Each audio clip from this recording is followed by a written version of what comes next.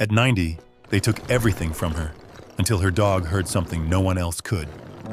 Eleanor Whitaker was escorted out of her own life with a single suitcase and a signature she barely understood. By nightfall, she stood in front of a condemned $10 house at the edge of an abandoned rail line, her German shepherd the only soul who hadn't walked away. The floors were cracked, the windows shattered, and somewhere beneath the silence, something was humming. If you were in her place, would you have turned back? Or stepped inside anyway? The room was too quiet for something that mattered this much. Eleanor Whitaker noticed that before anything else. Not the polished oak table, not the faint smell of lemon cleaner, not even the way the blinds were drawn halfway, and letting in thin stripes of pale afternoon light that cut across the carpet like measured lines on a page. It was the silence. It's quiet now. At 90 years old, They're Eleanor all had spent a gone, lifetime in rooms but I full of sound, remember the children laughter. whispering in libraries, the soft turning of pages, the distant hum of conversations that meant life was still moving forward. Silence, she had learned, was rarely empty. It usually meant something was about to be decided without you. She sat upright in the leather chair, her hands folded neatly in her lap, the skin thin and veined but steady. Across from her, a man in a gray suit adjusted a stack of papers with careful precision, as though aligning them would somehow make what they contained easier to accept. "Just a few routine documents, Mrs. Whitaker," he said, not looking up. Routine. The word landed lightly, but it didn't settle. Beside her, Tyler Boone shifted in his chair. Her grandson wore a navy jacket that looked too sharp for a meeting like this, his hair neatly combed, his posture confident in a way that felt out of place. He offered her a quick smile, the kind meant to reassure, but it never quite reached his eyes. "It won't take long, Grandma," he said. "Just some updates. Makes things simpler." Simpler. Eleanor turned her head slightly, studying him. She had known Tyler since the day he was born, held him when he was small enough to fit against her shoulder, read him stories when he couldn't sleep. She knew the difference between his genuine warmth and the version of it he wore when something was already decided. She didn't respond. She simply waited. The lawyer, Mr. Hargrove, and if she remembered correctly, cleared his throat and began reading. His voice was smooth, practiced, stripped of emotion. "In accordance with the amendment filed under medical advisement, effective immediately, full decision-making authority regarding financial and residential matters shall be transferred." Eleanor's fingers tightened slightly in her lap. She wasn't sure which word caught her first. Authority. Transferred. Medical advisement. She glanced at Tyler again. He was watching the papers now, not her. "Given concerns regarding independent living capacity." That was when the meaning began to settle. Not all at once. Not like a shock. More like a slow, cold weight pressing down, piece by piece. She leaned forward just slightly, her voice calm but firm. "What exactly are you saying?" Mr. Hargrove paused, but finally lifting his eyes. There was something careful in his expression, as if he had practiced this moment too. "It's simply a guardianship arrangement, Mrs. Whitaker," he said. "A precaution. Ensures your well-being is properly managed." Managed. Eleanor let the word pass through her mind without reacting.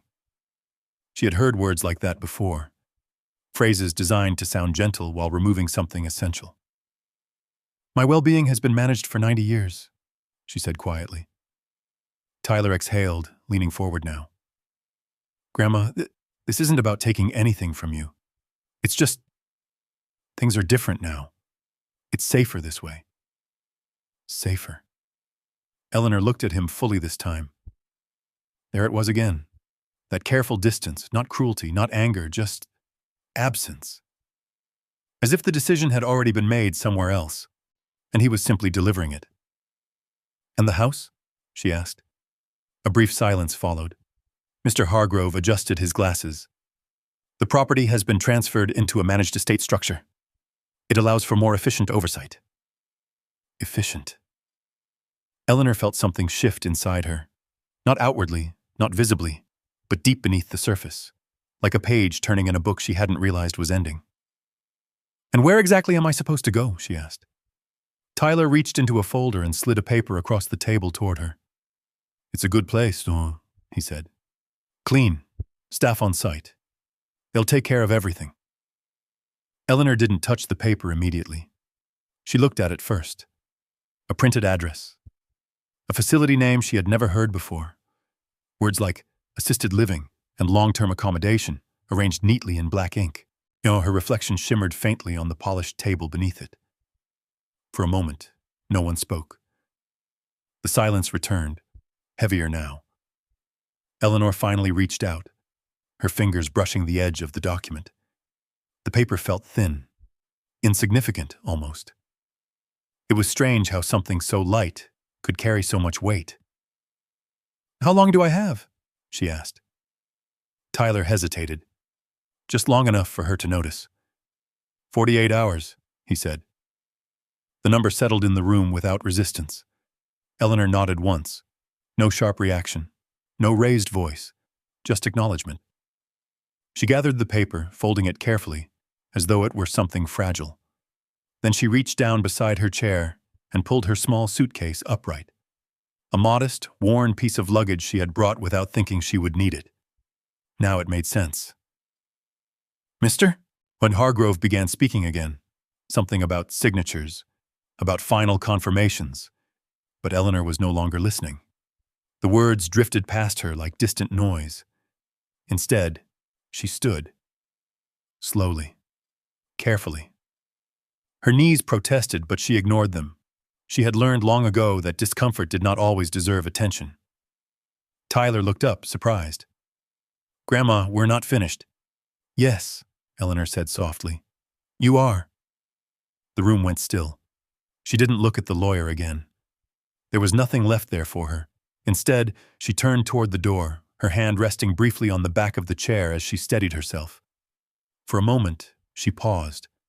Not because she was unsure, but because she was remembering. The sound of her own front door closing behind her for the last time. The quiet mornings with sunlight across her kitchen table. The steady rhythm of a life she had built, piece by piece, without needing anyone to manage it for her. Then she let the moment pass. Without another word, Eleanor Whitaker walked out of the room. The hallway outside was brighter, louder, filled with the distant hum of phones and footsteps.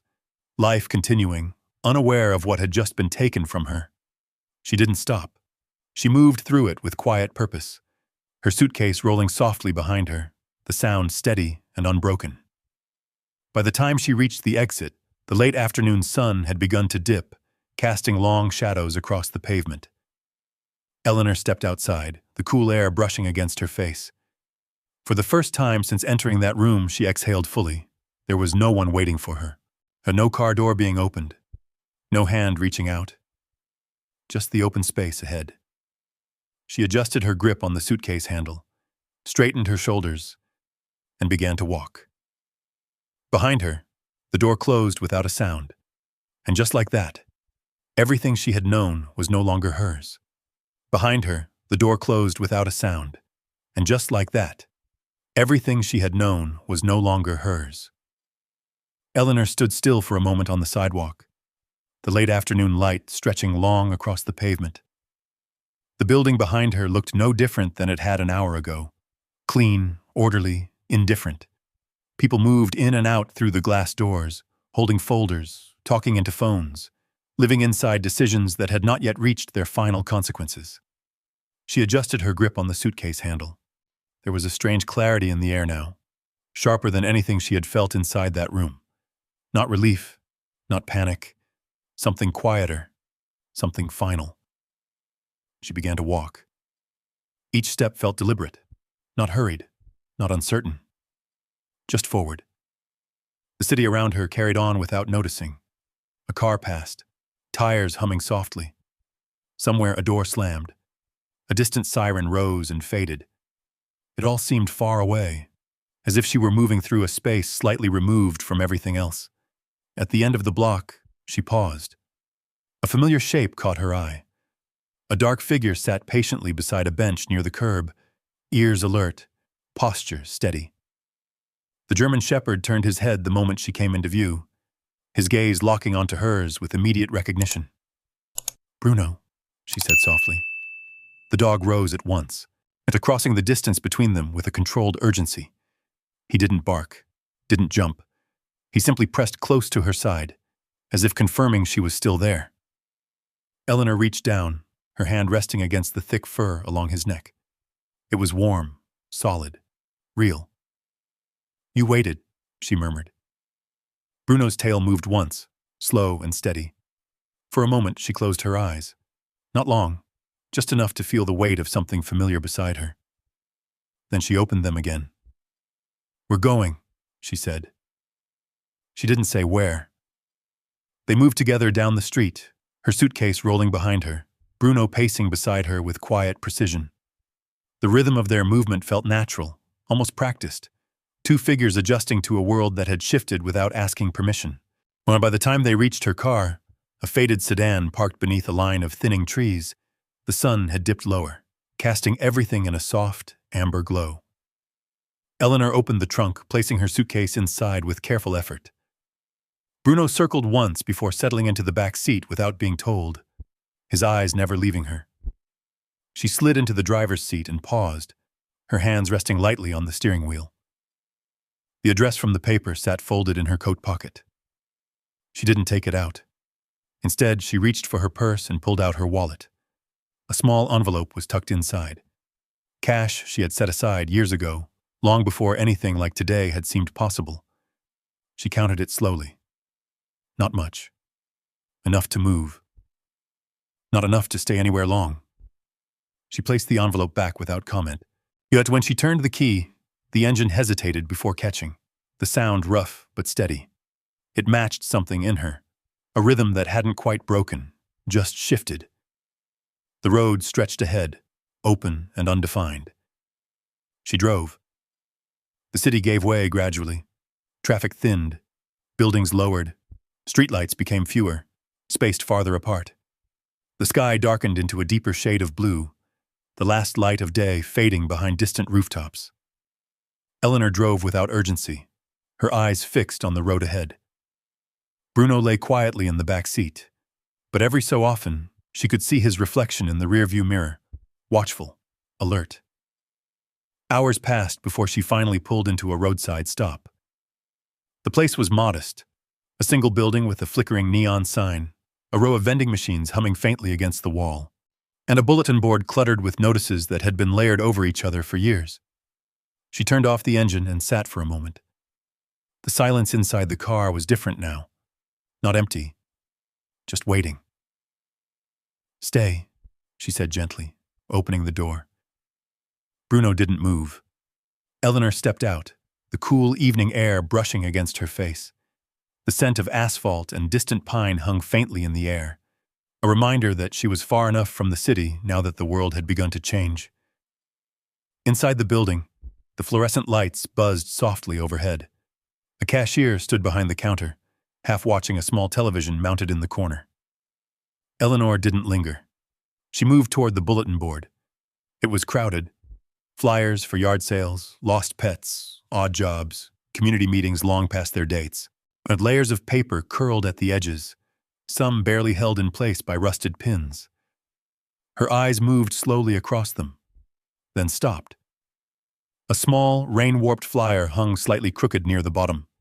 The ink had bled in places, but the words were still readable. County auction, delinquent property, minimum bid, $10. Below it, a grainy photograph showed a house, gray, sagging, surrounded by overgrowth, the kind of place most people would pass without slowing down. Eleanor reached out, steadying the paper between her fingers. There was an address, a town she didn't recognize. She read it once, then again. Behind her, the cashier laughed softly at something on the television. A door opened, then closed. Life continued, unbothered by the decision forming quietly in her mind. $10. It wasn't the number that held her attention. No, it was what it represented. No expectations, no attachments, no one else's name tied to it. Just a place. She took the flyer down carefully, folding it along the creases before slipping it into her coat pocket. When she stepped back outside, the night had fully settled in. Bruno lifted his head the moment she approached the car. Eleanor opened the door and sat behind the wheel once more. For a moment, she didn't start the engine. She simply looked ahead. Then, without hesitation, she turned the key. "We'll see it," she said quietly. The car pulled back onto the road, its headlights cutting a narrow path through the darkness. Somewhere ahead, beyond the miles she had never planned to travel, a house waited. Not because it had been chosen for her, but because, for the first time that day, she had chosen something for herself. The road narrowed long before the town appeared. Eleanor noticed it first in the silence. The steady hum of distant traffic faded, replaced by something quieter, wind brushing through dry grass, the occasional rattle of loose gravel beneath her tires. The darkness outside the windshield felt deeper here, less interrupted by streetlights or passing cars. She kept driving. The address from the flyer rested on the passenger seat, unfolded now. Its ink blurred slightly where rain had once soaked through. She glanced at it only once more before focusing ahead. Bruno shifted in the back seat, lifting his head as the car slowed. They passed a rusted sign at the edge of town. The name was barely readable, its paint chipped away by time. Beyond it, the remains of an industrial past stretched out in fragments. Empty warehouses with broken windows. A row of silent train cars frozen along a track that hadn't been used in years.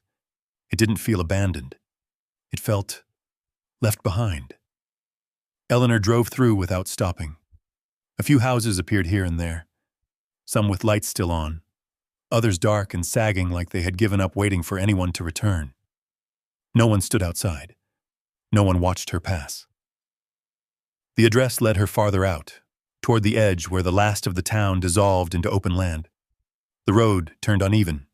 Gravel replaced pavement. The car rocked slightly with each dip and rise, the sound of loose stones echoing beneath the frame. Then, finally, she saw it. The house stood alone at the end of a narrow stretch of dirt, just beyond a line of skeletal trees. It was smaller than it had looked in the photograph, but somehow more worn. The structure leaned slightly to one side, as if time had been pressing against it for years. The windows were boarded in places. The porch sagged. A section of the roof had collapsed inward, leaving a dark hollow where shingles used to be. Eleanor brought the car to a slow stop. The engine idled quietly. For a long moment, she didn't move. Bruno stood in the back seat now, his ears forward, his body still. Eleanor studied the house carefully. There was nothing welcoming about it. No sign of recent life. No light. No movement. Just stillness. And something else. A faint sense that the place had not expected anyone to come back. She turned off the engine. The silence that followed settled heavily around them. When she opened the door, the air outside felt colder than it should have been. It carried a damp, earthy scent, mixed with the faint trace of rust and old wood. Her boots touched the ground slowly. Gravel shifted beneath her weight. Bruno jumped down beside her, immediately moving a few steps ahead before circling back, staying close but alert.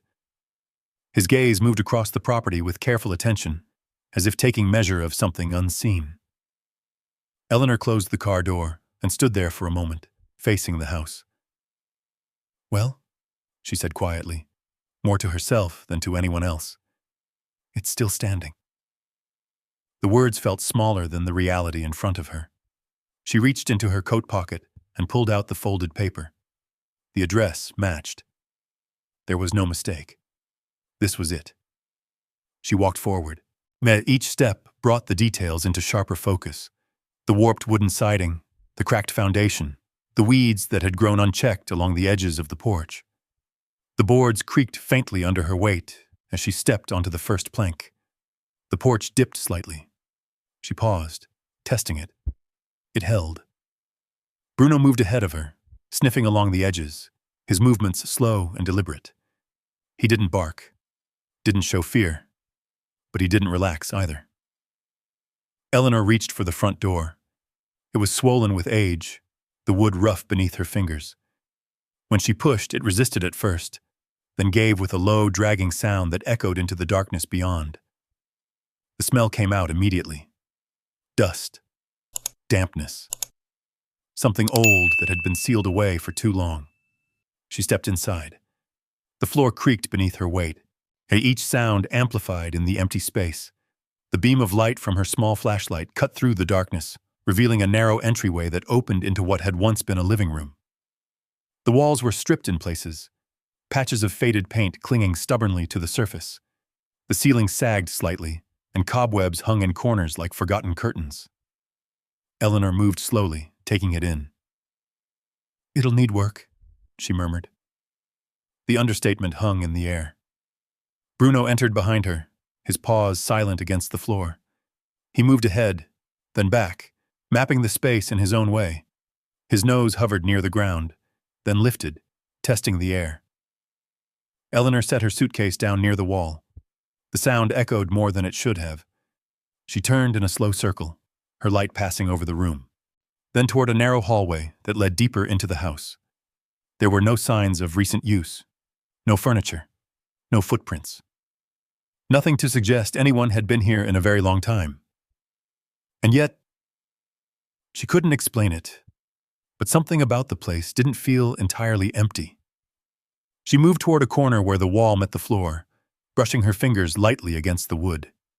It was dry, brittle in places, but solid enough beneath the surface. "It's a house," she said quietly. "That's something."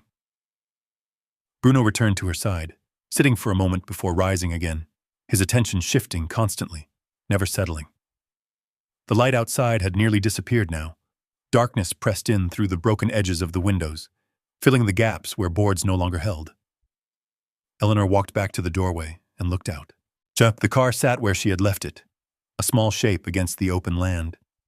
Beyond it, the trees stood motionless, their branches thin and bare against the night sky. There were no other lights, no nearby homes, no signs of anyone else. She stepped back inside and closed the door as much as it would allow. It didn't seal fully, but it was enough to block the wind. For a moment, she stood there, her hand resting against the wood. Then she let it fall. She found a spot along the wall where the floor felt most stable and lowered herself carefully onto a chair frame she had dragged from another room, its cushion long gone but the structure still intact. Her joints protested, but she ignored them. Bruno lay down beside her, his body angled toward the room, his eyes open. Eleanor pulled her coat tighter around her shoulders. But the cold crept in slowly, not sharp, but persistent. She leaned back slightly, her gaze fixed ahead. "This will do," she said, though there was no certainty in the words. Outside, the wind shifted, brushing against the side of the house with a soft, uneven rhythm. Inside, the silence returned. But it was no longer the same silence as before. This one carried weight, possibility, and a quiet question she had not yet answered. Eleanor Whitaker sat in the dark, her dog at her side, in a house no one had wanted. And for the first time since she had walked out of that office, she allowed herself to wonder. Had she just made the worst decision of her life? Or the only one that was truly hers? Had she just made the worst decision of her life? Or the only one that was truly hers? The question lingered in the dark, unanswered. Now Eleanor sat still, her back resting lightly against the cold wall, her hands folded over each other in her lap. The chair beneath her creaked every time she shifted, the old wood adjusting reluctantly to her weight. The house had settled into its nighttime rhythm. At first it was quiet. Then the sounds began. A faint ticking somewhere above her, irregular and hollow. The distant scrape of something loose shifting against the outside wall. The wind pressing through unseen cracks, slipping along the floor in thin, cold currents that found their way beneath her coat. Each sound arrived alone, then disappeared, leaving behind a silence that felt heavier than before. Bruno did not lie down completely. He remained half alert, his body lowered, but his head raised, ears moving with every shift in the air. His eyes tracked the room, then the hallway, then the door. He was listening to something Eleanor could not yet hear clearly. "It's just an old house," she said quietly. Her voice sounded smaller in the space.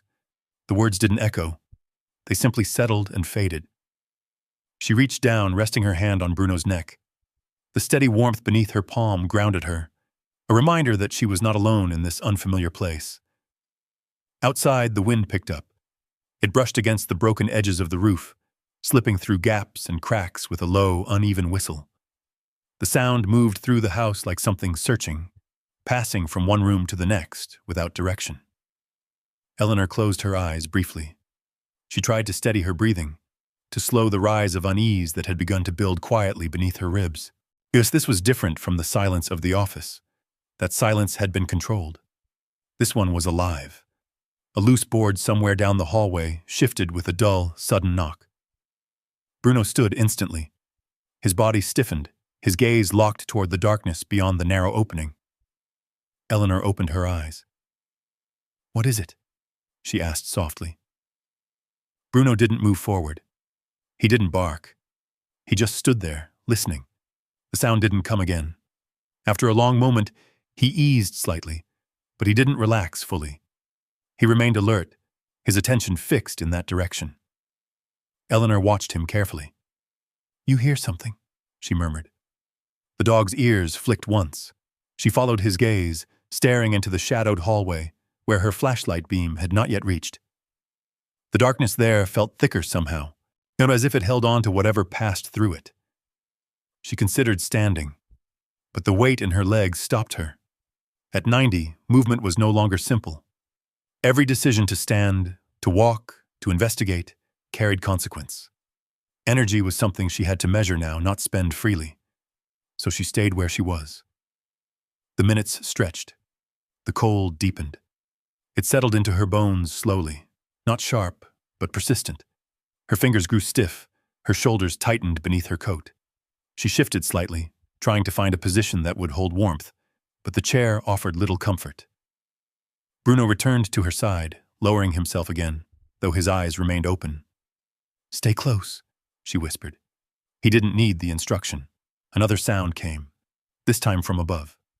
A faint dragging noise across the ceiling, followed by a soft thud that echoed through the structure. Eleanor flinched.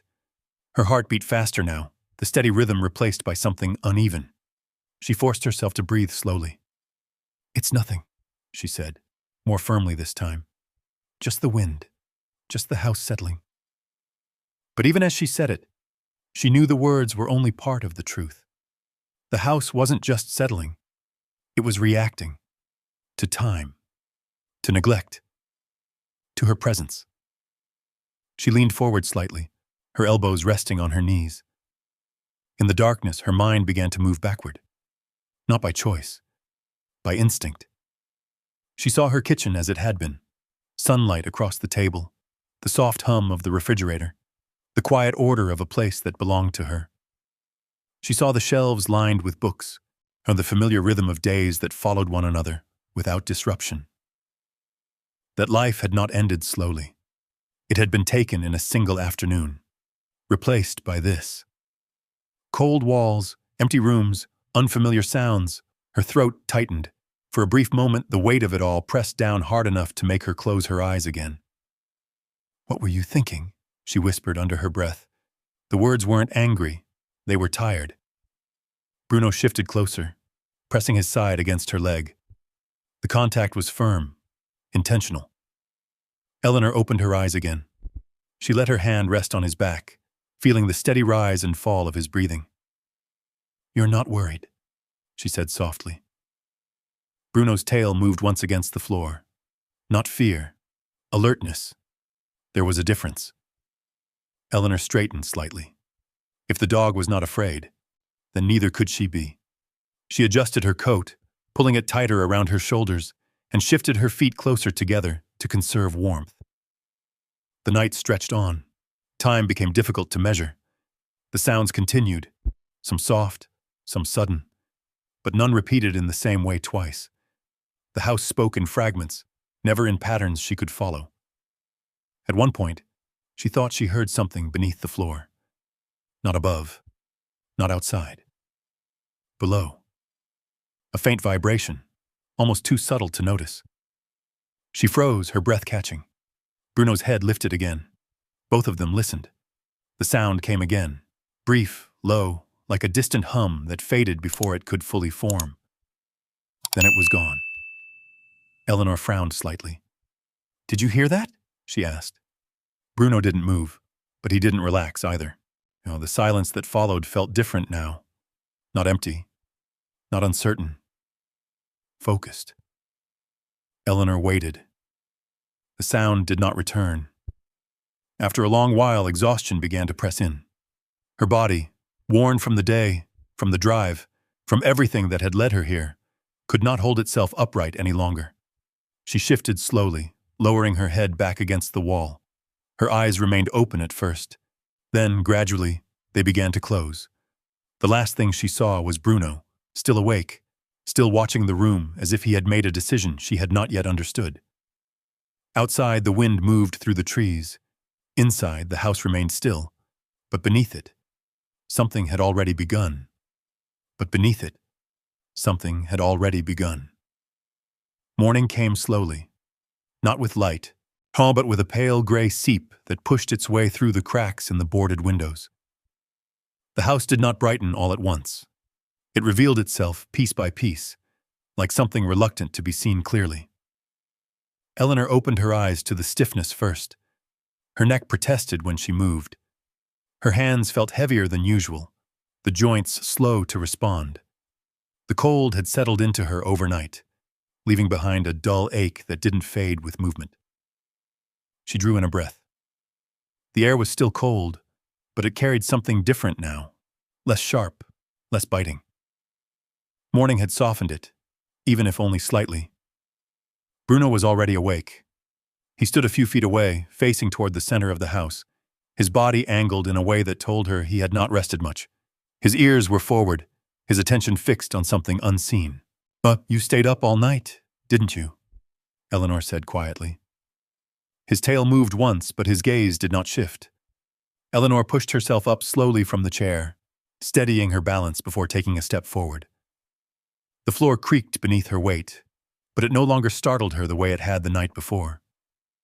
She moved carefully through the room, her eyes adjusting to the dim morning light. In daylight, the house looked less threatening, still broken, still worn, but no longer entirely unknown. "That's something," she murmured. She found her way to a narrow window where one of the boards had loosened slightly. With a bit of effort, she nudged it aside just enough to let a thin beam of sunlight slip through. Dust particles drifted in the air, catching the light. The room shifted. It wasn't much, but it was enough. Eleanor turned back, surveying the space again. "We'll start small," she said. Her voice carried more steadiness now. She moved to the corner where her suitcase sat and opened it, pulling out a folded cloth and a small bottle of water. She dampened the cloth and began wiping down a section of the wall near the doorway, her movements slow but deliberate. It wasn't about cleaning the whole house. It was about claiming a part of it. Bruno moved restlessly behind her. At first, she thought he was simply unsettled from the night. But as she continued working, she noticed the pattern. He wasn't pacing randomly. He kept returning to the same place, the kitchen. Eleanor paused, watching him. The doorway to the kitchen stood open, its frame slightly tilted, the wood worn from years of use. Beyond it, the space was darker, as the floor uneven in places where boards had shifted. Bruno stepped inside, then back out, then in again. Each time, his movements slowed near a specific spot just inside the room. "What is it?" Eleanor asked, setting the cloth aside.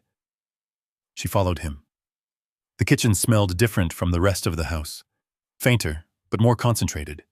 Old wood, damp earth, and something else she couldn't quite place. Bruno stopped near the center of the room. He lowered his head, sniffing the floor. Then he scratched. Once. Twice. The sound was sharp against the quiet. Eleanor frowned slightly. "That's enough," she said gently. Bruno stopped, but he didn't move away. He looked up at her, then back at the floor, as if trying to draw her attention to something she hadn't yet understood. She stepped closer. The boards beneath her feet felt solid enough, though uneven. She shifted her weight, testing them carefully. Nothing obvious, just old wood. "You found a mouse?" she suggested.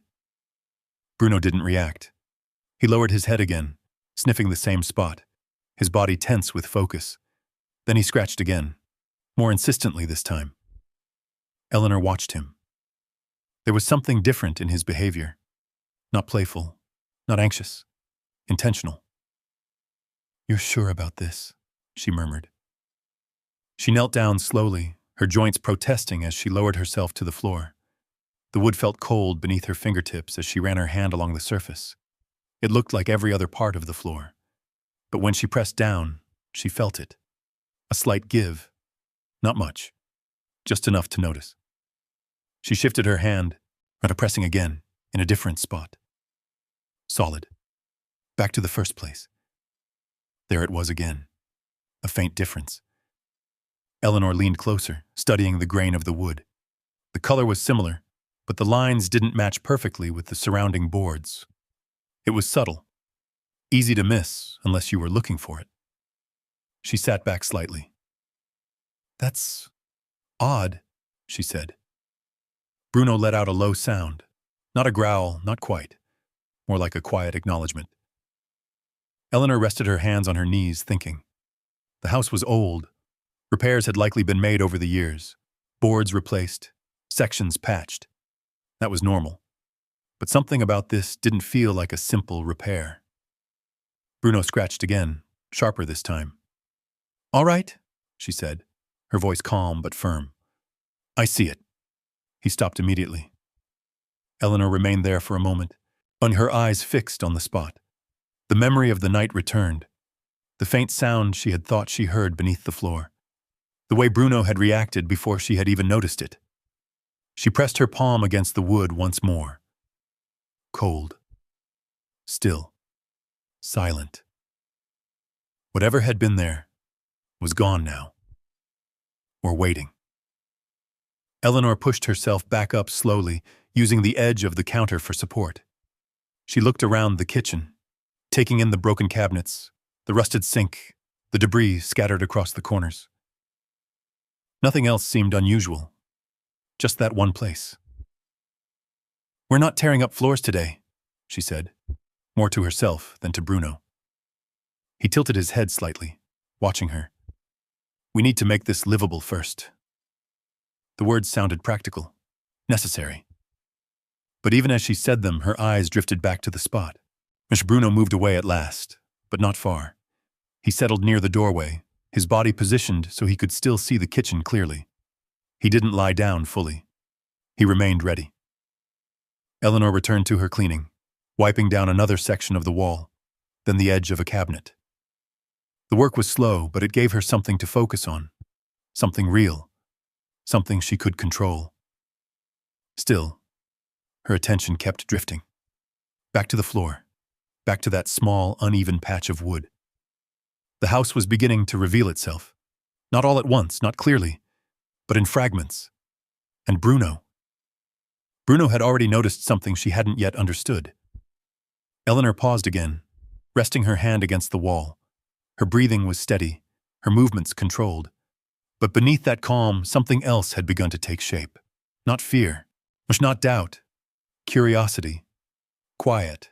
Persistent. And impossible to ignore. Persistent. And impossible to ignore. The rest of the day passed in small, deliberate movements. Eleanor worked where she could, clearing a narrow path through the living room, wiping dust from surfaces that had not been touched in years, opening another window just enough to let in more light. Each task was simple, contained, manageable. But her attention never fully left the kitchen. Every few minutes her eyes would drift back toward the doorway. And every time Bruno was there, watching. Not pacing now, not scratching. Just waiting. His body still but alert, as if he had already made up his mind about something and was simply waiting for her to catch up. By late afternoon, the light had shifted again, turning the interior of the house a deeper shade of gray. The air cooled quickly once the sun began to drop, and Eleanor could feel the temperature changing in her hands. She stood in the living room, pressing her fingers together to bring back warmth.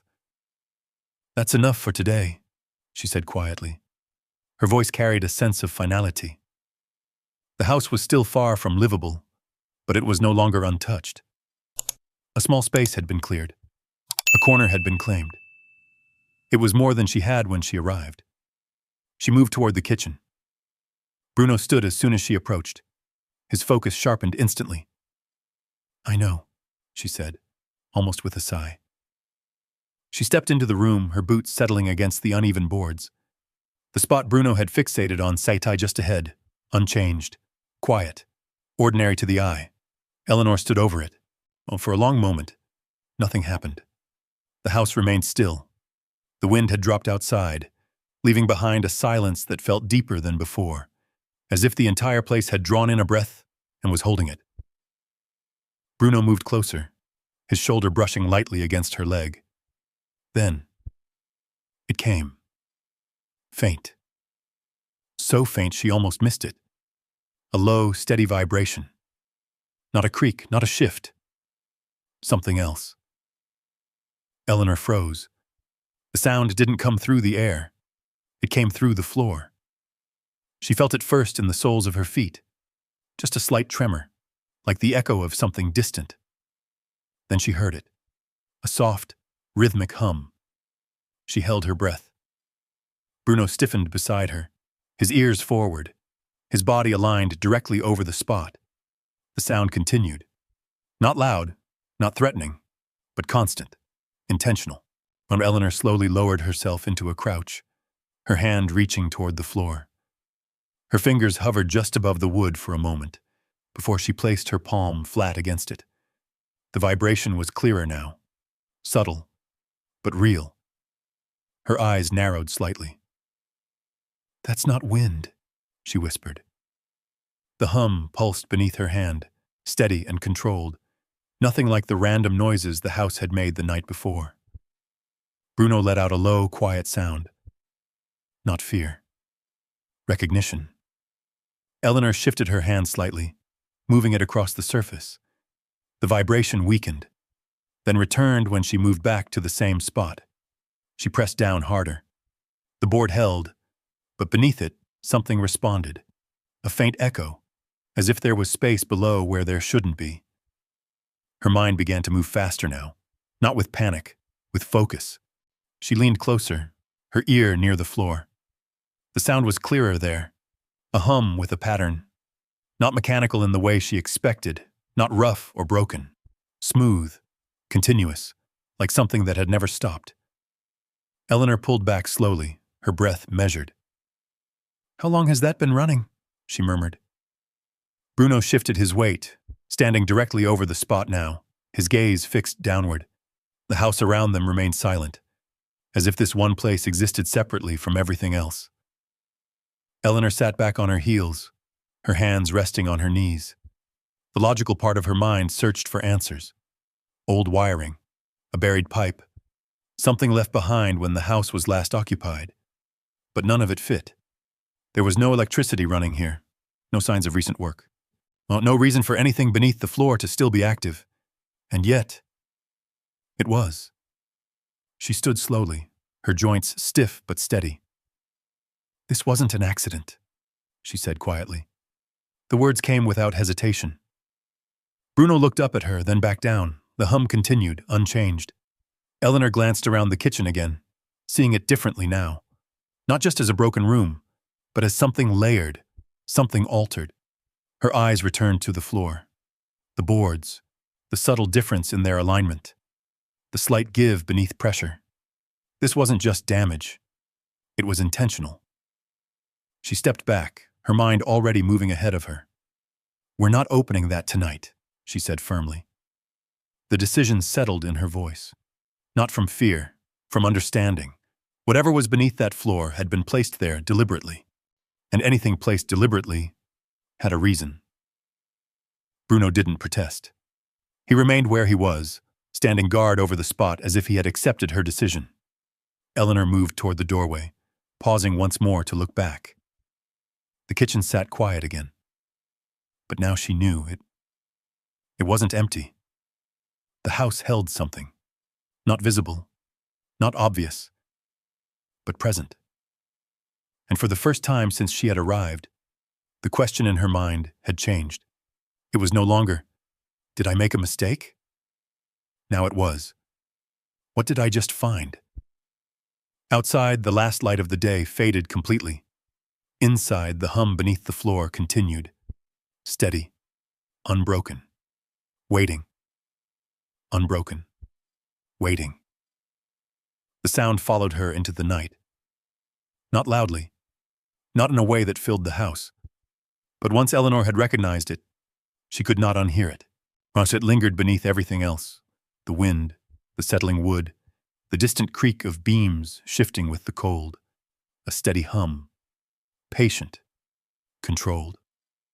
She sat in the same chair as the night before, her coat wrapped tightly around her shoulders, her hands resting in her lap. Bruno remained near the kitchen doorway, his body angled toward the spot, his posture unchanged. He did not sleep. Neither did she. Eleanor closed her eyes only briefly, never fully surrendering to rest. Each time she drifted, the sound seemed to rise again, pulling her back to awareness. Not louder, but clearer, as if it knew she was listening now. By the time the first gray light of morning crept through the cracks in the boards, she had already made her decision. She stood slowly, her joints stiff from the cold, and looked toward the kitchen. Bruno was already watching her. "We're not ignoring it," she said quietly. Her voice carried a calm certainty that hadn't been there the day before. The house felt different in daylight again, less threatening, but no less mysterious. Eleanor moved into the kitchen with careful steps, her eyes fixed on the floor. The spot looked exactly the same as it had the day before.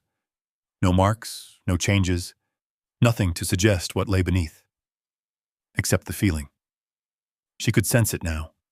A quiet difference in the space. Bruno stepped beside her, lowering his head toward the boards, his attention unwavering. Eleanor looked around the room. There were few usable tools, but enough. A rusted crowbar leaned against the far wall, half buried beneath debris. A broken cabinet door lay nearby, its hinges bent but still attached. She picked it up, and testing its weight. It would do. She moved back to the center of the room and knelt carefully, positioning herself beside the uneven boards. For a moment, she didn't act. She simply studied the floor, the grain, the seams, the slight misalignment that now seemed obvious. "This was placed," she murmured, "not repaired." Bruno shifted closer. Eleanor slid the edge of the cabinet door into the narrow gap between two boards and pressed down gently.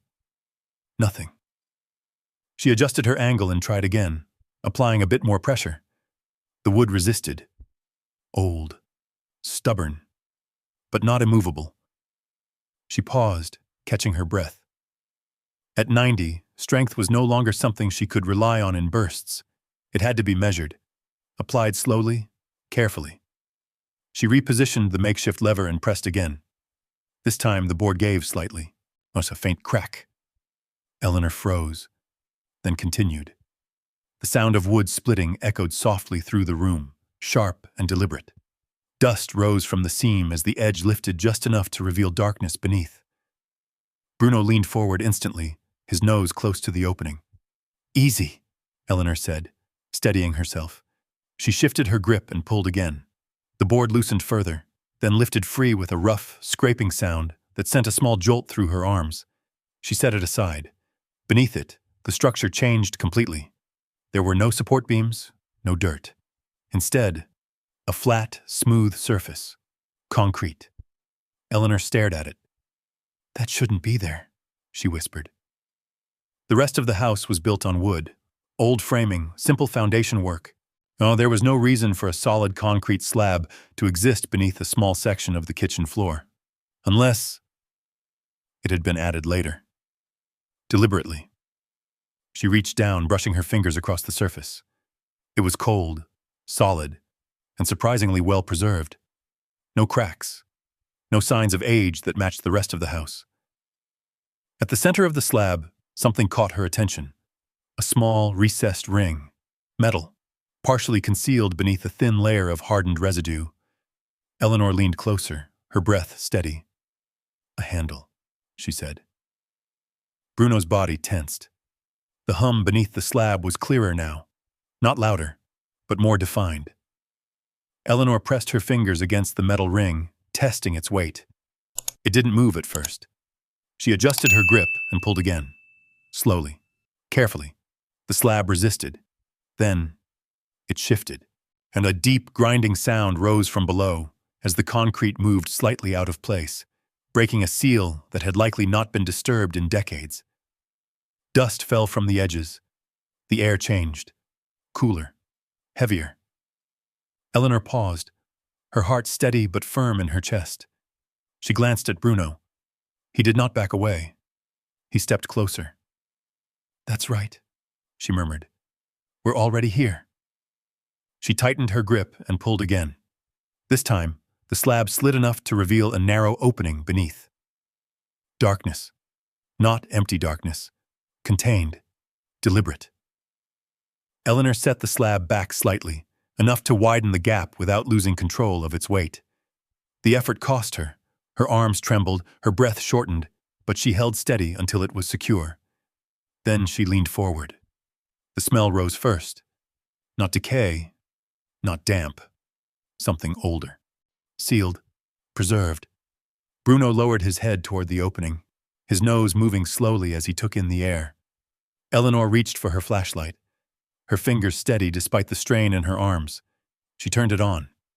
The beam cut through the darkness below, revealing walls, smooth, constructed, not part of the original house, a space beneath the floor, built, hidden, waiting. Eleanor exhaled slowly, her mind already shifting.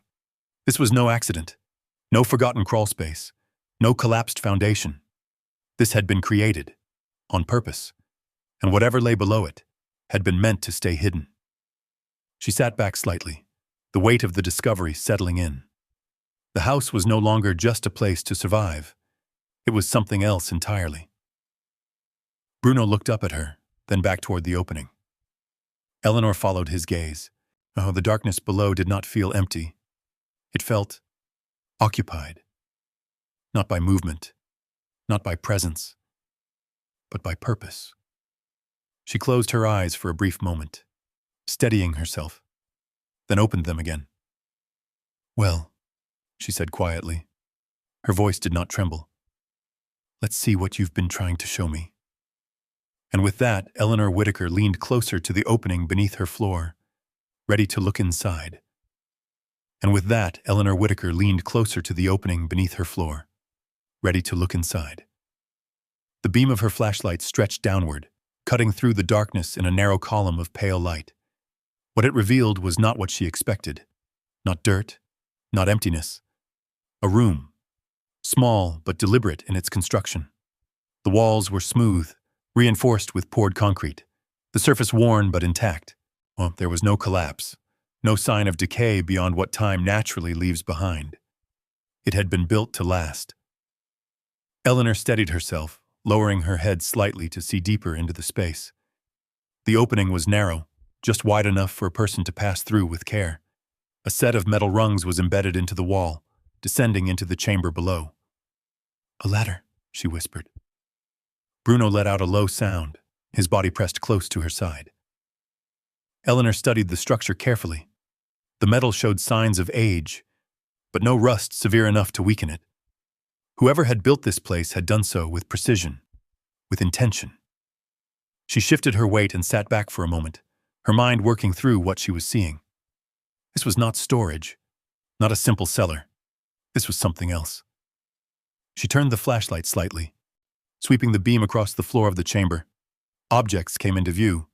A narrow table, metal shelves along the wall, boxes, and in the far corner, a device. It stood about waist-high, a compact structure of metal and wiring, its surface layered with dust but unmistakably intact. A faint glow pulsed from within it, soft and steady, barely visible in the dim light. The source of the hum. Eleanor held her breath. "It's still running," she said quietly. The realization settled heavily in the air. There was no electricity in the house above, no power source that should have been sustaining anything below, and yet the device continued, steady, uninterrupted. Bruno shifted closer to the edge of the opening, peering down beside her. His posture was tense, but not fearful, focused. Eleanor glanced at him. "Oh, we're going down," she said. The words came without hesitation. She set the flashlight carefully on the edge of the opening, angling it downward to keep the beam steady. Then she turned, reaching for the wall to support herself as she positioned her foot onto the first metal rung. Her body protested immediately. The strain in her knees, the pull in her back. It all rose at once, reminding her of her age, of the limits she could not ignore. But she did not stop. Slowly, carefully, she lowered herself. One rung, then another. Her grip was firm, her movements deliberate. She did not rush. Each step was placed with intention. Her focus narrowed to the simple act of descent. Above her, Bruno remained at the opening, watching. "Stay," she said softly. He did not follow. The air grew cooler as she moved downward. Heavier. Still. But when her feet touched the floor, she paused, keeping one hand on the ladder as she adjusted her balance. The room was quiet. The hum was clearer now, filling the space with a low, constant vibration that seemed to settle into the walls themselves. Eleanor turned slowly, taking it all in. The table was covered with papers, their edges curled with age but protected from decay by the sealed environment. Notebooks lay stacked beside them, their covers worn but intact. She stepped closer. Her fingers hovered over one of the journals before she picked it up carefully. The leather cover was cracked, but the binding held. When she opened it, the pages inside were filled with tight, precise handwriting. Formulas, diagrams, notes written with purpose. Eleanor's eyes moved across the page, her breath slowing as recognition settled in. This isn't random," she murmured. The work was technical, measured, the kind of writing that came from someone who understood exactly what they were building. She turned another page. Dates, years apart. The entries continued. Whoever had written this had spent time here, a long time. Eleanor closed the journal gently and set it back down. Her attention shifted to the device. It stood in the corner, its surface layered with dust but its structure intact. Small components lined its frame. Coils, wires, metal plates arranged in a pattern that suggested design, not improvisation. She stepped closer. The hum deepened slightly as she approached, the vibration more pronounced beneath her feet. Her hand lifted slowly, hovering just above the surface before she touched it lightly. Warm. Not hot, but active. Her eyes narrowed. "How?" she whispered. There was no visible power source, no connection to the outside, and yet the system continued to function. She stepped back, her mind turning through possibilities. Old battery systems, stored energy, something designed to operate independently. But for how long? Decades? The thought felt impossible, and yet, she was standing in front of it. Eleanor turned again, scanning the rest of the room. More journals, more notes, boxes filled with carefully labeled components. Everything placed with order. Nothing abandoned. It felt less like something left behind, and more like something preserved. She moved back toward the table, picking up another journal. The name written inside the front cover caught her attention immediately. Walter Haynes. Eleanor read it again.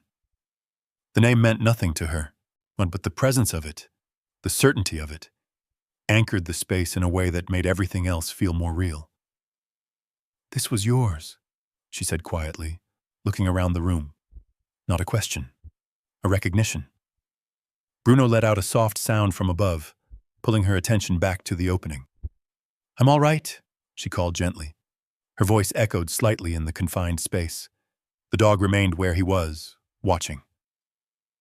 Eleanor turned back to the device. The hum continued. Steady, precise, intentional. Whatever Walter Haynes had built here, it was still working.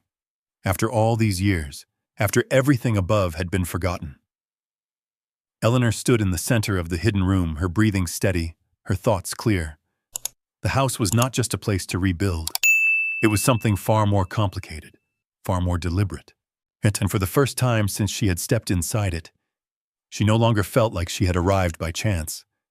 She looked once more at the journals, at the device, at the room that had been waiting beneath her feet. "This wasn't meant to be lost," she said softly. The hum answered her, unchanged, unbroken, as if it had been waiting for someone who would finally understand it, as if it had been waiting for someone who would finally understand it. Eleanor stood in the center of the hidden room, the hum of the device settling into her bones like a second heartbeat. For a long moment, she didn't move, not out of fear, but because something in her recognized the weight of what she had just stepped into. This wasn't luck. This wasn't coincidence. This was work, carefully built, carefully hidden, and somehow still alive. Before she turned back to the table, picking up the journal again, this time with more intention. The handwriting was tight but consistent, each line carefully measured, each diagram drawn with precision. Her eyes moved slower now, not scanning, reading. Signal continuity. Underground transmission. Interference minimized by depth. She paused, her brow tightening slightly. Transmission. She turned the page. More diagrams, circuits, layered structures, lines extending outward from a central point. This wasn't a machine for storage. It was a system, a network. Eleanor exhaled slowly. "You were sending something," she murmured. The hum behind her continued, unchanged. She flipped another page. Range unstable. Requires calibration. External reception inconsistent. Her fingers tightened slightly on the edge of the paper. Oh, this wasn't just theory. It had been tested, repeatedly. She set the journal down and turned back toward the device, studying it with a different kind of attention now. Not as something strange, but as something built with purpose. "You weren't hiding this," she said quietly. "You were protecting it." The thought settled into place with quiet certainty. Bruno shifted above, his presence steady at the opening. Eleanor glanced up briefly. "I'm coming," she said. But she didn't move yet, not immediately. Instead, she reached for one more journal, opening it to the first page. Walter Haynes. The name stared back at her again. Below it, a date. Decades old. She traced the edge of the page lightly with her finger, then closed the journal and set it carefully back where she had found it. Nothing here had been abandoned. It had been left in order. That mattered. Finally, she turned and made her way back to the ladder. The climb up was slower than the descent. Her arms trembled slightly with the effort. Her breath shorter now, but she moved with the same deliberate care. When she reached the top, Bruno stepped back just enough to give her space, then immediately moved close again, pressing his body lightly against her side. "I know," she said softly, steadying herself on the floor. Her knees protested as she pushed herself upright, but she ignored it. She looked down at the opening one more time. The beam of the flashlight still cut into the darkness below, illuminating the edge of the device. The hum rose faintly through the space, constant, unbroken. Eleanor reached down and adjusted the slab just enough to partially cover the opening, and leaving a narrow gap for air and light. Not closing it. Not yet. Then she stood. The kitchen felt different now. Not just old, not just worn, layered, alive in a way she hadn't understood before. She moved slowly into the living room, lowering herself back into the chair. The daylight had shifted again, brighter now, pushing deeper into the space through the opened window. Bruno remained near the kitchen doorway, though his posture had relaxed slightly. Not guarded anymore. Aware. Eleanor leaned back, her eyes fixed ahead. Her mind didn't race. It worked, piece by piece. Walter Haynes. A hidden room, a functioning system, transmission. She sat there for a long time, letting the pieces settle into place. Then, a sound. Not from the house, not from below, outside. A low, irregular tone. Eleanor turned her head toward the window. It came again. Faint. Electronic. Not natural.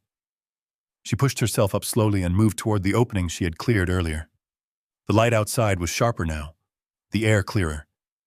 And there, Just beyond the edge of the property, a man stood near the road. Tall, lean, wearing a worn jacket and holding something small in his hand, a device of some kind, its screen faintly glowing in the daylight. He wasn't looking at the house. He was looking at the ground, then at the device, then back at the ground again, as if tracking something. Eleanor watched him carefully. Bruno stepped beside her, his gaze fixed in the same direction. The man moved a few steps closer, his attention narrowing. Then he looked up. Their eyes met. For a brief moment, neither of them moved. Then the man raised a hand slightly. Not a wave, not a greeting. Just an acknowledgement. Eleanor didn't respond. She simply watched. The man glanced back down at his device, adjusting something, then looked up again. This time his gaze shifted toward the house, toward the kitchen, toward the floor beneath it. Eleanor felt a quiet tension settle in her chest. He knew, not everything, but enough. The man took a few steps forward, stopping just short of the yard. "You picking something up too?" he called out. His voice carried easily in the still air. Eleanor didn't answer immediately. She studied him. His posture wasn't aggressive, curious, focused, like someone who had been looking for something and had just found it. "What are you looking for?" she asked instead. The man glanced down at his device again, then back up at her. "A signal," he said simply. The word hung in the air. Eleanor felt something shift. Behind her, beneath the floor, the hum continued, steady, unseen. The man took another step closer, stopping at the edge of the property. "It's been faint for years," he continued. "Comes and goes, never stays long enough to trace properly." He held up the device slightly. "But today," he paused, looking directly at her now. "It's steady." Eleanor didn't move. Her hand rested lightly against the window frame. Her body still, her mind already moving ahead. The house, the system, Walter Haynes. This wasn't isolated. It reached beyond the walls, beyond the floor, into the world outside. She looked back toward the kitchen for just a moment, then returned her gaze to the man. The silence stretched between them. Not empty, charged. Whatever had been hidden beneath her floor was no longer hidden, and someone else had already started listening. Was no longer hidden, and someone else had already started listening. The man remained at the edge of the yard, not stepping closer without permission. He looked to be in his early 40s, his jacket worn but clean, his posture careful rather than intrusive. In his hand, the small receiver flickered faintly. "My name's Marcus Reed," he called out. "I live about a mile east of here.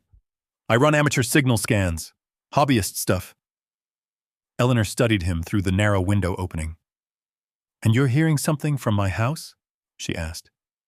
Marcus glanced down at the device again, adjusting a dial. "Not your house," he said. "Under it."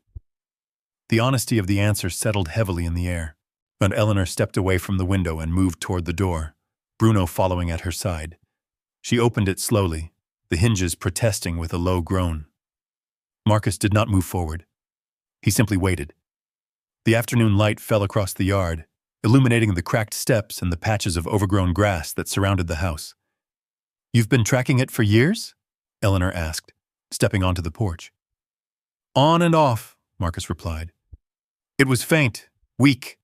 Thought it might have been interference from the old rail line. But it stabilized this morning, stronger than I've ever seen." His eyes moved briefly toward the house. "Did you change something?" Eleanor paused. She could lie, deny, but the signal was already out there. "I opened the floor," she said calmly. Marcus blinked. "You found it." It wasn't a question.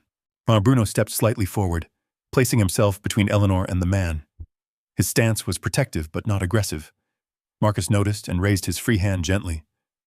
"I'm not here to cause trouble," he said. I've never been able to trace it to a source.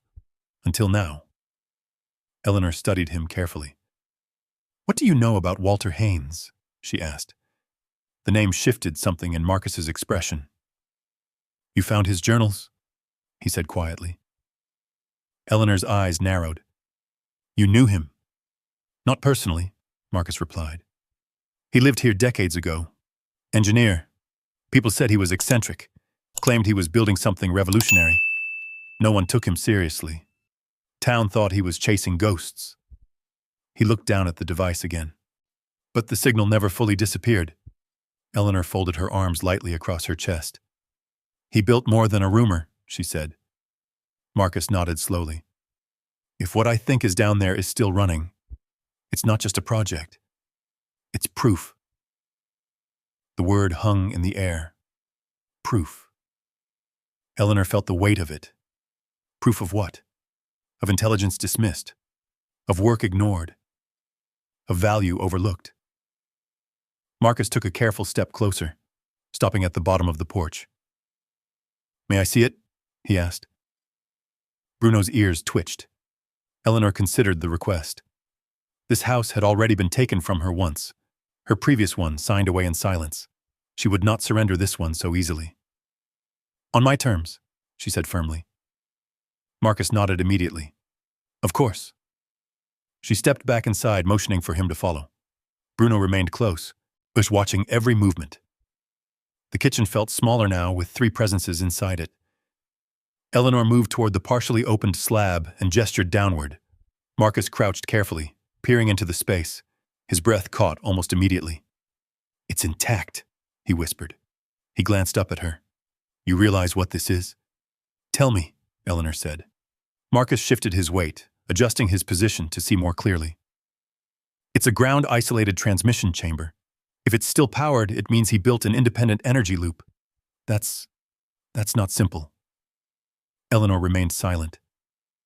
Marcus stood slowly, his expression sharpened with focus. With calibration, this could be stabilized, boosted, studied. Studied by who? Eleanor asked. Marcus hesitated. Universities, research labs, communications specialists. No, this kind of long-term independent signal sustainability, if it's genuine, it's ahead of its time. Eleanor looked down at the floor. The house that had been dismissed as worthless. The property sold for $10. A condemned structure no one wanted. What would that mean? She asked quietly. Marcus met her eyes. It would mean Walter Haynes wasn't crazy. The room fell still. Eleanor felt something shift inside her. Not triumph, not yet, but a quiet sense of alignment. She wasn't here by accident. She hadn't made a mistake.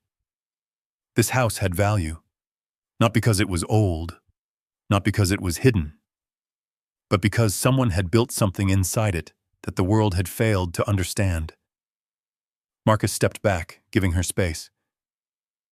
You'd have to decide what to do, he said. It's yours. The word landed heavily. Yours. But for the first time since she had been escorted out of her previous life, that word felt solid again.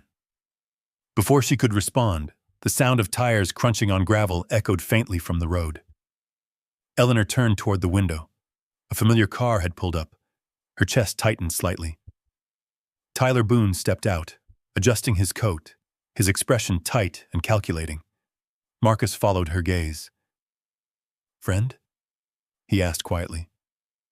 Eleanor didn't answer immediately. Tyler moved toward the house, his steps brisk, his posture controlled. He knocked once, sharply, before opening the door without waiting. His eyes swept the room, taking in the exposed floor, Marcus's presence, the dust, the open slab. What is this, Anisu? He demanded. Eleanor stood straight, her voice calm. My house. Tyler's jaw tightened. Tyler's. Oh, you're not supposed to be here, he said. You're supposed to be at the facility. I've had calls about unusual activity. Unusual? Eleanor asked. Marcus remained still beside the wall, silent. Tyler gestured toward the opening. You're being manipulated, he said sharply. You don't understand what you're involved in. Eleanor held his gaze.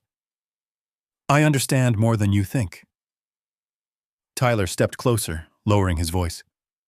The guardianship still stands, he said. You don't have the authority to enter into agreements or operate equipment. The words echoed faintly in the kitchen. Authority. Eleanor felt the weight of that word. Then she looked down at the floor, at the hidden chamber, at the device that had run quietly beneath decades of dismissal. You tried to take my decisions, she said evenly. Oh, but you didn't take my mind. Tyler faltered for a fraction of a second. Marcus spoke carefully. She discovered a significant technological installation beneath the property. It has measurable output. Tyler shot him a sharp look. You need to leave, Tyler snapped.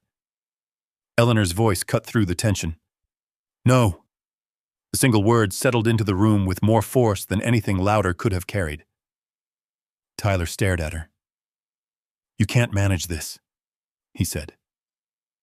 Eleanor stepped forward, placing herself between him and the opening. I already am. Bruno moved beside her, steady and unmoving. The hum beneath the floor continued, calm and constant, unimpressed by raised voices, unaffected by doubt. Tyler's eyes flicked between Eleanor and the exposed slab. He had dismissed the house, dismissed her, or dismissed everything tied to it. But something had shifted. You don't know what you're risking, he said finally. Eleanor met his gaze without hesitation. For the first time in a long time, she replied quietly. I do. The room fell silent. The house that no one wanted. The signal no one heard. The value they missed. It was no longer buried. And this time, Eleanor Whitaker was not going to let someone else decide what it was worth. And this time, Eleanor Whitaker was not going to let someone else decide what it was worth. Tyler stood in the center of the kitchen, the dust from the opened floor still faintly drifting in the air. For a moment, the only sound in the room was the low, steady hum rising from beneath the slab. Marcus remained near the wall, silent but observant. Bruno did not move. Tyler exhaled sharply. Oh, this is exactly what I was worried about, he said. You're isolated out here. Anyone could walk in and convince you of anything.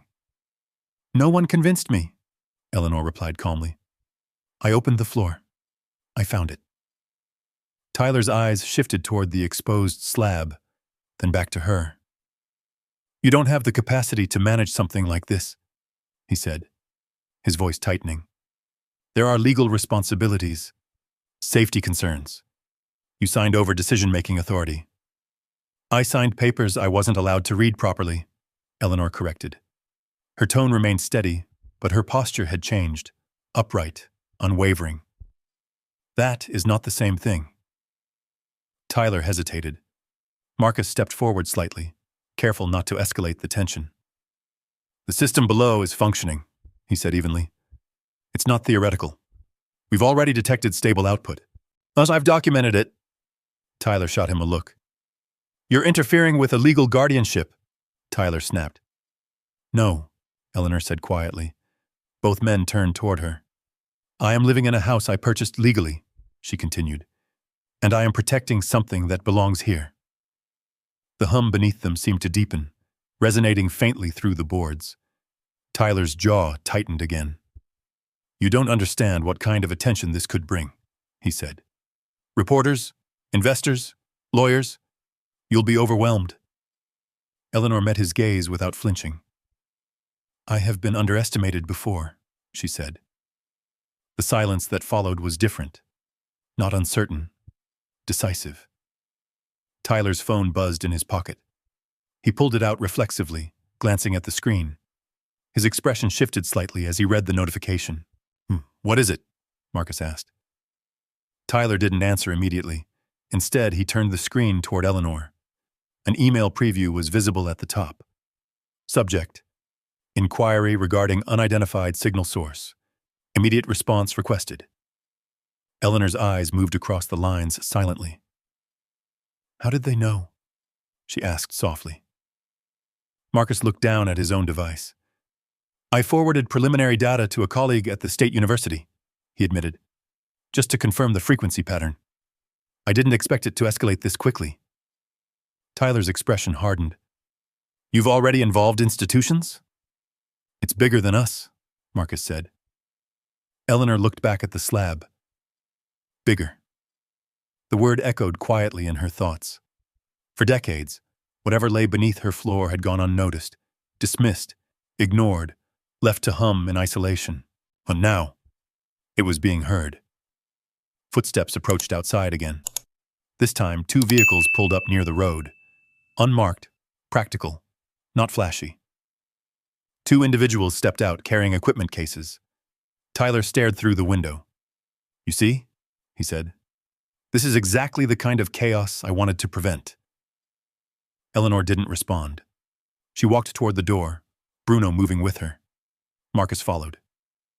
The 2 newcomers approached slowly, respectful but direct. "Mrs. Whitaker?" one of them called. Eleanor stepped onto the porch. "Yes." The man removed his glasses briefly, nodding. "My name is Dr. Elena Park. This is my colleague, Dr. Henry Lawson. We received data indicating a sustained underground transmission source originating from this property." Eleanor considered them carefully. "You're early," she said. "Doctor." Well, Park smiled faintly. "When something transmits for decades without degradation, we don't wait." The words carried weight. Tyler stepped forward, attempting to reassert control. "There's a guardianship in place," he said sharply. "Any involvement needs to go through me." Dr. Lawson glanced at him. "Is the property deeded to Mrs. Whitaker?" he asked calmly. Tyler hesitated. "Yes, but then we speak to her," Dr. Park finished gently. The shift in authority was subtle but unmistakable. Eleanor felt it. Tyler felt it too. They moved inside carefully, examining the kitchen without touching anything yet. Dr. Park crouched near the slab, listening to the hum with a trained ear. "This is stable," she said quietly. "Remarkably so." Dr. Lawson adjusted a handheld scanner, confirming readings. "Oh, the energy loop is self-sustaining," he added. "Minimal loss over time. This was engineered with precision." Eleanor watched their reactions closely. Not excitement. Respect. Tyler's expression faltered. "You're saying this is legitimate?" he asked. Dr. Park looked up at him. "It's extraordinary." The word hung in the air. Extraordinary. The house that had been condemned. The property sold for $10. The woman declared incapable. All of it collided in that single moment. Dr. Lawson stood, turning toward Eleanor. "Mrs. Whitaker, we'd like to collaborate with you," he said. "Not take over, not remove anything, but study it properly. Credit its creator." Walter Haynes. Eleanor glanced down at the floor. "He wasn't wrong," she said softly. Dr. Park nodded. "No," she replied. "He wasn't." Tyler looked between them, with something shifting behind his eyes. The authority he had carried into the room no longer held the same weight. "You're encouraging her," he said, though his voice had lost some of its edge. Dr. Park met his gaze calmly. "We're recognizing her." The hum beneath the floor continued, steady and unbothered. For years, no one had listened. Now the house itself seemed to answer. Marcus looked at Eleanor quietly. "It's your call," he said. Eleanor stepped forward, placing her hand gently on the kitchen counter for balance. She felt the house beneath her. Not fragile, not broken, alive. "I will work with you," she said finally. Her voice did not waver. "But nothing leaves this house without my permission." Dr. Lawson nodded immediately. "Understood." Tyler stood silent. The momentum had shifted, not through force, not through argument, but through proof. The house had spoken. And this time, people were listening. And this time, people were listening. The house no longer felt forgotten. Weeks passed, then months, and the quiet industrial town at the edge of the abandoned rail line began to shift in small, steady ways. Not with headlines or flashing cameras, but with measured footsteps, careful conversations, and respectful hands. The slab in the kitchen remained open, though reinforced now with a proper frame and safe access. The underground chamber had been stabilized, documented, and studied, never dismantled. Eleanor insisted on that. Nothing would be removed. Nothing would be taken without being understood first. Dr. Park and Dr. Lawson visited often, bringing equipment that hummed softly beside the original device. They treated Walter Haynes's work with visible reverence, cataloging his journals page by page. Marcus became a regular presence too, his once hobbyist curiosity now sharpened into disciplined collaboration. Through it all, the core remained untouched. The hum beneath the floor continued, steady and patient.